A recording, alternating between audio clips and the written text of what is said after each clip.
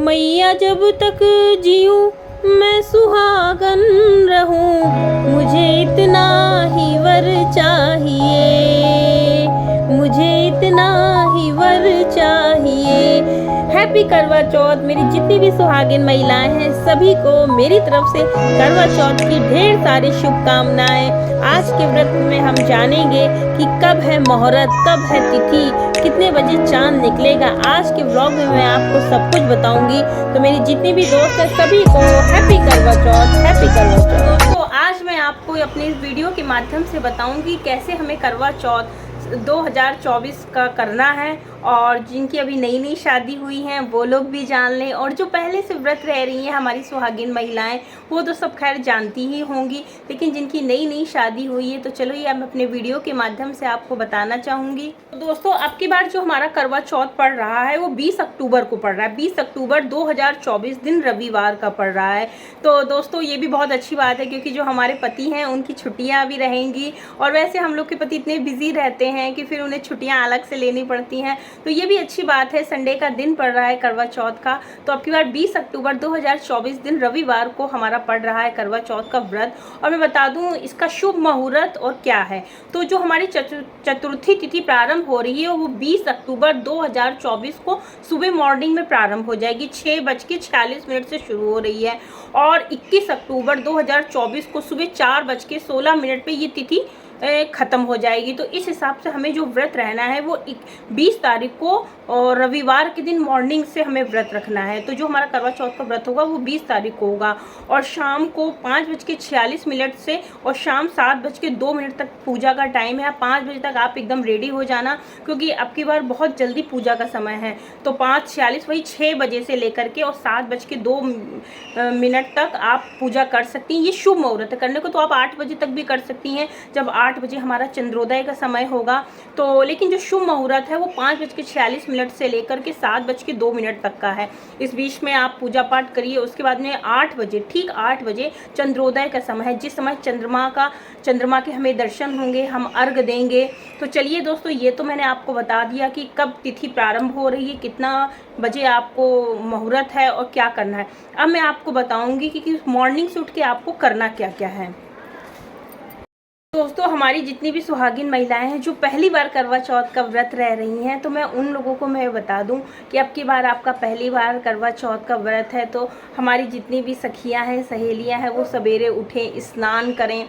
अगर आप हो सके तो 7 बजे तक आप उठ जाइए, 6 बजे तक उठ जाइए। और अगर जिनके यहाँ सरगी खाई जाती है, जैसे बहुत से जैसे पंजाबियों में है हमारी बहनें सरगी खाती हैं, तो वो फिर 4 बजे उठती हैं। लेकिन हमारे इधर यूपी में और इधर बिहार में और यूपी वगैरह में सरगी नहीं खाई जाती है। हम लोगों के यहाँ सरगी वाला सिस्टम नहीं होता है। तो दोस्तों जिनके यहाँ सरगी खाई जाती है उनके यहाँ वो हमारी जो सहेलियां हैं उन्हें 4 बजे सुबह उठना चाहिए, अच्छे से नहाना धोना चाहिए।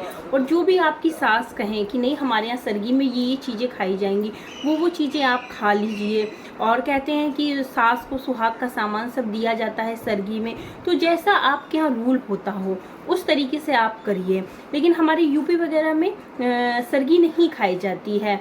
तो मैं उस हिसाब से भी आपको बता दूं कि अगर आप सवेरे उठें, स्नान आदि करें, उसके बाद में आप मंदिर जाएं और भोलेनाथ को एक लोटा जल चढ़ाएं, है ना, पार्वती मैया से अपना सुहाग ले लें, भोलेनाथ को जल चढ़ाएं और उनसे मांगें कि बाबा आज करवा चौथ का व्रत है और मुझे इतना आशीर्वाद देना बाबा कि मैं सदा सुहागन रहूं, और इसी तरीके से ये करवा चौथ का व्रत करती रहूं। इस तरह झोली पसार के आप बाबा के आगे अपने सुहाग की रक्षा की भीख मांगना, क्योंकि कहते हैं ना कि वो बहुत बड़े देवता हैं भोले बाबा, पार्वती मैया, और हम सबका सुहाग अखंड करती हैं पार्वती मैया।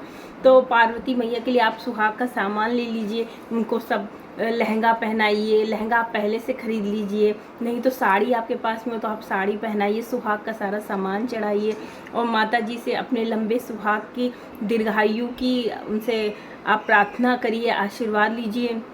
भोले बाबा को जल चढ़ाइए, उनसे प्रार्थना करिए, तो निश्चित ही भोले बाबा और पार्वती मैया आपका सुहाग अमर करेंगे, अखंड करेंगे। उसके बाद आप घर आ जाइए, फिर आपके घर में जो जो रीति रिवाज में जो जो बनता हो, जैसे जो भी बनता हो आप बनाइए। पूड़ी बनाइए, कुचैया बनाइए, उसके बाद में किसी के यहाँ लड्डू बनते हैं, किसी के यहाँ पेड़े बनते हैं, जिसके यहाँ जैसा सिस्टम होता है दोस्तों उस तरीके से आप अपनी हर एक चीज़ बनाइए। उसके बाद में अब मान लो आपके पति आए हैं तो उनसे प्यार से बात करिए, गुस्से से बात मत करिए। क्यों? क्योंकि वो उन्हीं के लिए हम लोगों ने व्रत रखा है। और अपने बच्चों पे भी ज़्यादा गुस्सा मत निकालिए, क्योंकि कहते हैं ना व्रत में हमें ज़्यादा वो नहीं करना चाहिए। और मैं बता दूं जिस दिन निर्जल व्रत होता है दोस्तों तो थोड़ा बहुत तो गुस्सा आ ही जाता है, क्योंकि हम लोग भूखे प्यासे रहते हैं। तो थोड़ा सा अपने ऊपर आपको संयम रखने की ज़रूरत है और ज़्यादा हमें किसी से बहस नहीं करनी है, किसी से बात नहीं करनी है। उसके बाद में शाम को 4 बजे से हमारी तैयारी हो जाती है सजने धजने की।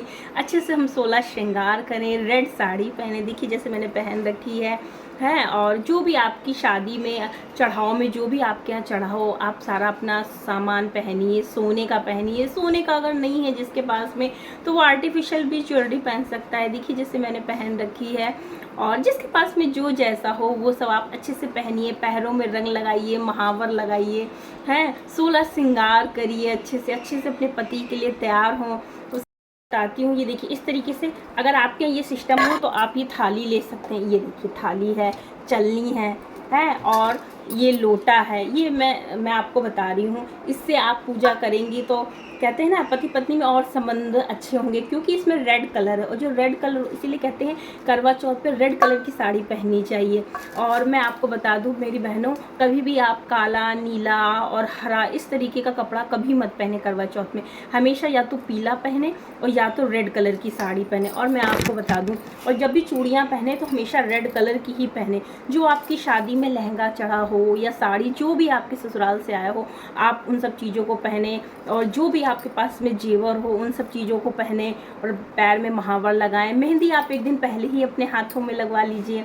और कहते हैं ना कि ये तो सुहागिनों का त्यौहार है, तो एक दिन पहले जाके मेहंदी लगवा लीजिए खूब और अच्छे से काजल लगाइए, लिपस्टिक लगाइए, अच्छे से तैयार हुई।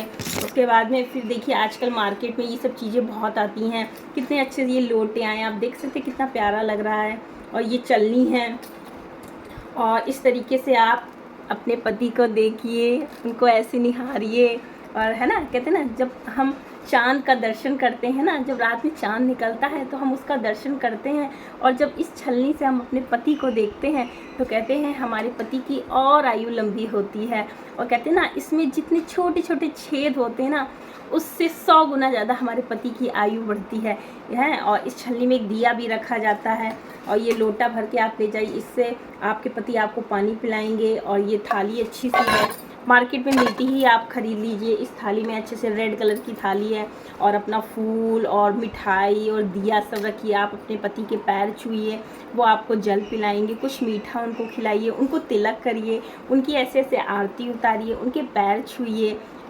तो कहते हैं ना कि एक नारी के अंदर इतनी शक्ति होती है दोस्तों, इतनी शक्ति होती है कि वो अपने पति को काल के मुख से भी निकाल के ले आ सकती है। तो जब आप चंद्रमा को अर्घ दें तो उस टाइम अपने पति को अपने साथ रखें, आपके पति आपको पानी पिलाएं, आपको खिलाएं और प्यार से उनसे बोलिए, उनके पैर छूइए। और देखिए पैर छूने से ना पति पत्नी में प्रेम ही बढ़ता है दोस्तों। तो मैं तो कहती हूँ करवा चौथ क्या पूरे साल आप अपने पति के पैर छूइए तो ज़्यादा अच्छा रहेगा। दोस्तों मैं आपको बता दूं कि इस तरीके से करवे बाज़ार में आते हैं तो आपके यहाँ जो भी इनमें भरा जाता हो, लेकिन मैं आपको जिनको नहीं पता है मैं उनको बता दूं, इसमें पूड़ियाँ भरी जाती हैं, 4-4 पूड़ियाँ, 4-4 लड्डू अगर आपके यहाँ नहीं बनते तो आप पेड़ा रख सकती हैं। और इसमें थोड़ी सी खीर, जो ताज़ी खीर आती है वो रखी जाती है। और यहाँ पे सीख आती हैं, सीख लगाई जाती है। और इसमें थोड़े से अक्षत मतलब चावल छिड़के जाते हैं। चावल इसलिए छिड़के जाते हैं ताकि आपका सुहाग सदैव अखंड रहे। और जो चावल होता है ना उसका कभी क्षय नहीं होता है दोस्तों। चावल मतलब अक्षत माने अमर हो गई वो चीज़। तो चावल ज़रूर छिड़कें और इस तरीके से आप करवा को अच्छे से इसमें चारों तरफ दिए जलाएं, है ना। 4 बत्ती का ये दिया जलता है। और अगर मान लो आपकी देवरानी जिठानी नहीं, अब आप सोचिए हम किसके साथ में अपना करवा बदलें, तो इस तरीके से आप एक लोटे में जल भर के वहीं रख लीजिए। और जिस तरीके से ये करवा होता है, अगर आप चाहें तो करवा भी दूसरा ला सकते हैं। अगर आपके पास करवा ना हो, एक ही हो, तो आप इस तरीके से एक लोटा भी भर सकते हैं। और जैसे आपने इसको सजाया था ऐसे इस पर भी दिया रख के जलाना है, इसमें भी सब रखना है। और अदली बदली ऐसे ऐसे आप कर सकते हैं। अगर आपकी देवरानी जेठानी नहीं है, आप अपने घर में अकेली हैं, तो ऐसे ऐसे करके 3 बार 5 बार जितना भी हो आप बदल सकते हैं। उसके बाद में फिर आप सुहाग ले लीजिए। दोस्तों ये होती है सिंदरोटी, है ना। तो जब भी हम पूजा करते हैं तो पूजा में सिंदरोटी ज़रूर रखनी चाहिए। और जो ये सिंदरोटी होती है ना दोस्तों, और हमेशा कभी भी ऐसे सुहाग नहीं लिया जाता है। सिंदरोटी में ऐसे आंचल लगा करके इस तरीके से और खोल के, कभी भी ये ढक्कन अलग नहीं रखा जाता, ये ऐसे पकड़ा जाता है। और इस तरीके से आप अपनी मांग में सिंदूर लगाइए, ऐसे ऐसे करके। ठीक है दोस्तों, जैसे मैं आपको बताती हूँ, ऐसे करके आपने जो गौर होती है उसमें छुआ करके और ऐसे करके अपनी मांग में सिंदूर भरना है। उसके बाद में जब आप चंद्रमा को अर्घ दे दें, फिर आप नीचे उतर के आएँ और क्या बोलते हैं, आप पति पत्नी प्रेम से खाना खाएं, अपने बच्चों को खिलाएं। दोस्तों आज इस वीडियो के माध्यम से मैंने आपको चंद्रोदय का समय भी बताया। ठीक 8 बजे चांद हमारा निकल आएगा। अब की बार जो हमारा चांद है बहुत जल्दी निकल रहा है। और क्या बोलते हैं, शाम को 5:46 से, मैं फिर से आपको एक बार बता दूं, शुभ मुहूर्त पूजा का शाम को 5:46 से लेकर 7:02 का जो टाइम है बहुत ही शुभ है। उसमें तो आज इस वीडियो के माध्यम से मेरी जो नई सखियां हैं, जिनकी अभी नई शादी हुई है, तो मैंने सोचा चलो मैं उनको कुछ अपने वीडियो के माध्यम से समझा दूं। अगर कोई मुझसे त्रुटि हो गई हो तो इसके लिए आप मुझे क्षमा कर दीजिएगा। तो अब मैं चाहती हूँ कि आप मेरे इस वीडियो को खूब सारा अपना प्यार दें और खूब सारा प्यार दें और ज़्यादा से ज़्यादा लाइक करें, और चैनल पे नए हैं तो सब्सक्राइब करें, ताकि आगे आने वाले टाइम में और अच्छे वीडियो आपके समक्ष आते रहें। तो चलिए दोस्तों, मेरी जितनी भी सुहागिन महिलाएं हैं सभी के लिए मैं दिल से बोलती हूँ, भोलेनाथ उनका सुहाग सदैव बनाए रखें।